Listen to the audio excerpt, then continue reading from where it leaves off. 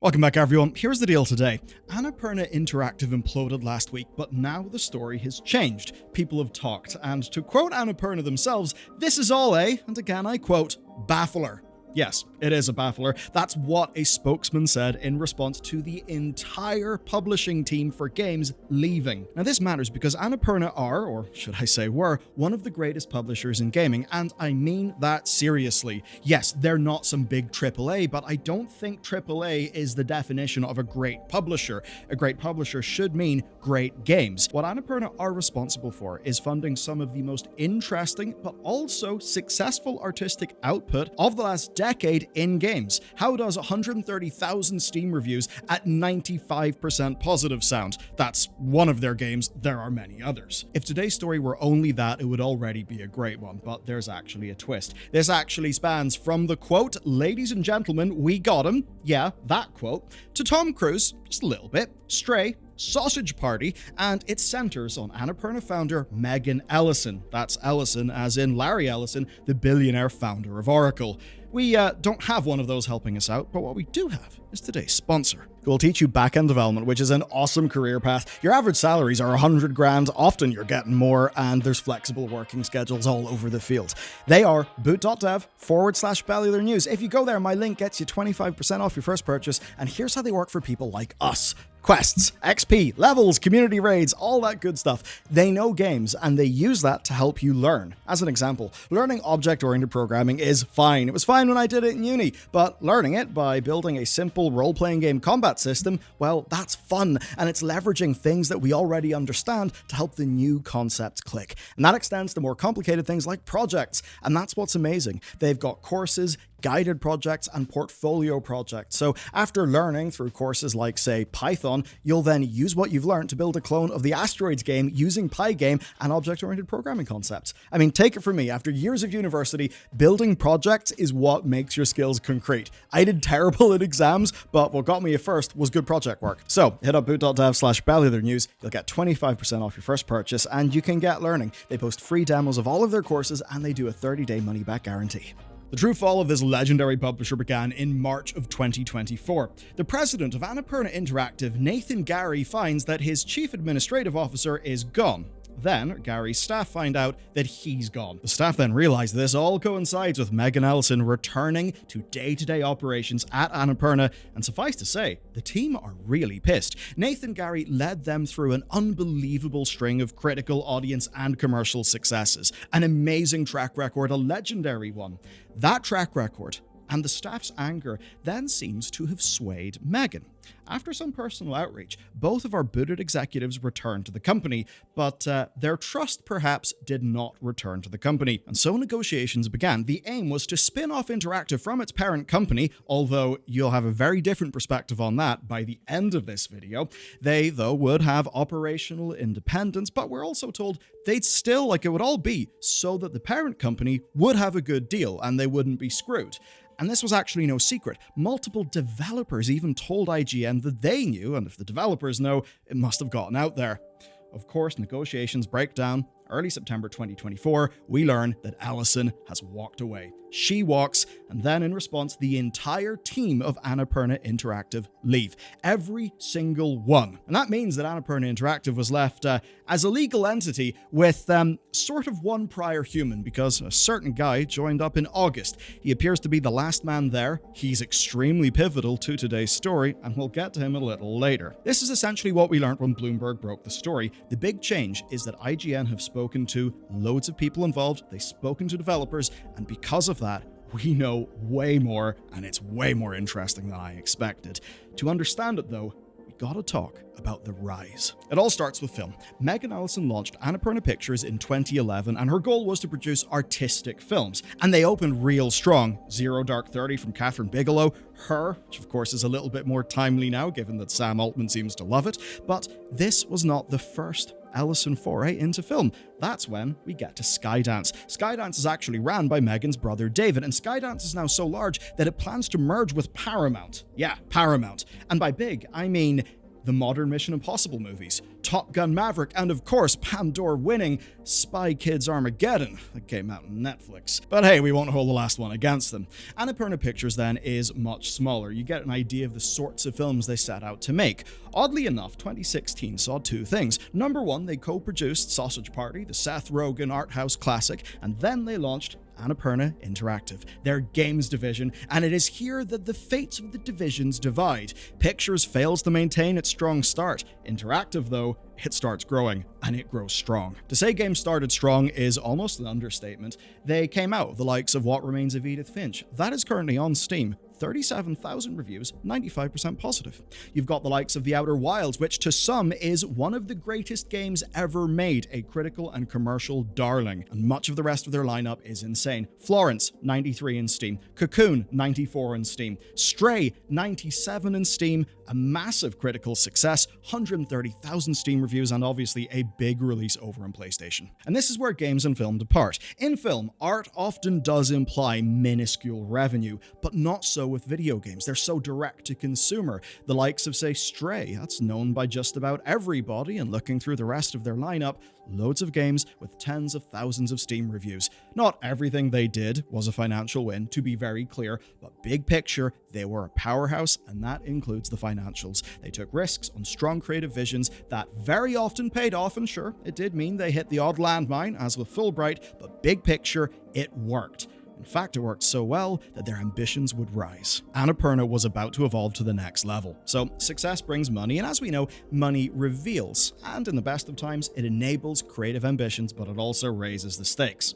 The year 2023 saw them acquire 24-bit games and set up their first internal development. This would be Blade Runner 2033 Labyrinth. From the outside, it's a perfect fit. You've got the film ties, the Ellison siblings, and Annapurna to get the IP, and then you've got Annapurna Interactive's taste-making and eye for talent to build the development team.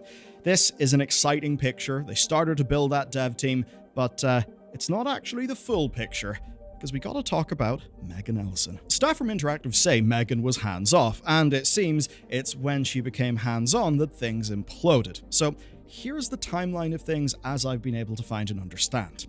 As Interactive thrived, Pictures struggled. By 2019, the film division was in $200 million of debt, and of course the world was about to change.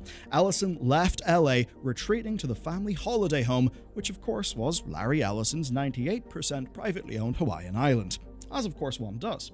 We then learn from Deadline that the father-daughter duo went and played hardball with their debtors to solve the money problem. Now, reports claim that up to 2019, she became increasingly erratic. A bit of company lore has actually got her throwing a patio chair at an executive.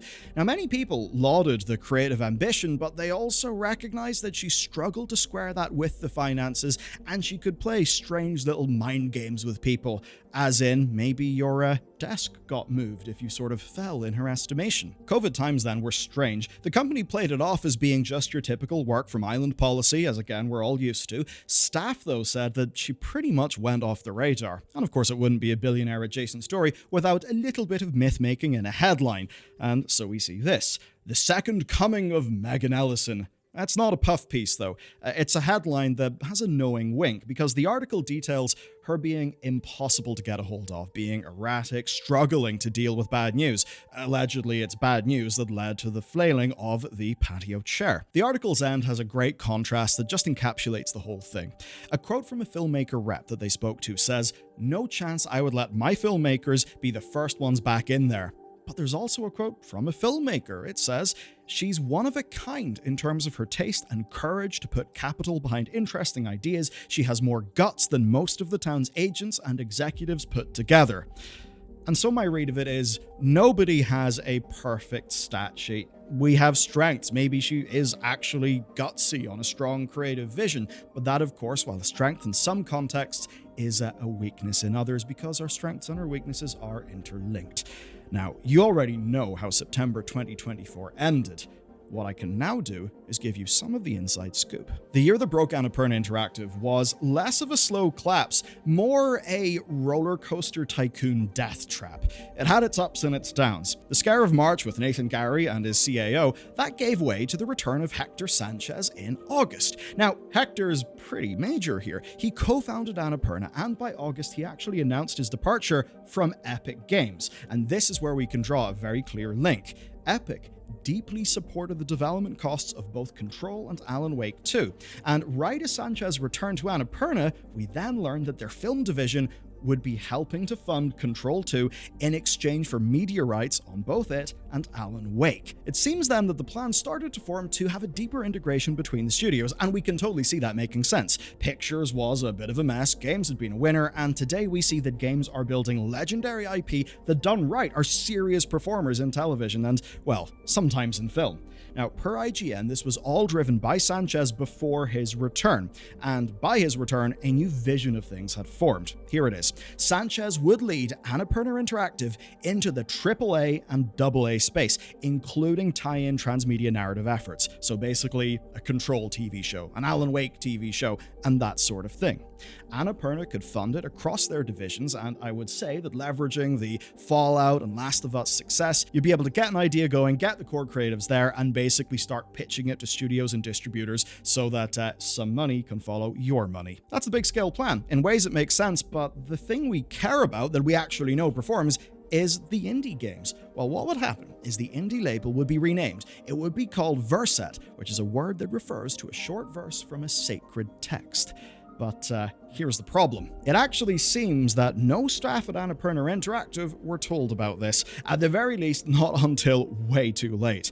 And no doubt this would have been a humongous change in their working conditions and, I would say relatively speaking, them having less control over their circumstances. It would also be the company having less effort and I suppose less return from the things that they're doing, because Annapurna Interactive would be AA and AAA, which is more money, so that's probably what would be the focus. Sources say that at this time, Ellison took personal interest in the deals, projects, and budgets in the gaming division, which was a contrast because before that, it seems she had been more on the picture side of things and basically was hands-off with games. Now, it is fine that she takes interest in those things. It's absolutely well within her rights, but the implication is that staff, when they found out about plans, did not want the new plan, and they didn't want it to the degree that rather than rough it out and try to at least hold on to a job, they would rather just walk away. Now, at the very least leading up to that, there had been negotiations, and those were aimed at allowing Verset to then spin off and continue its indie work,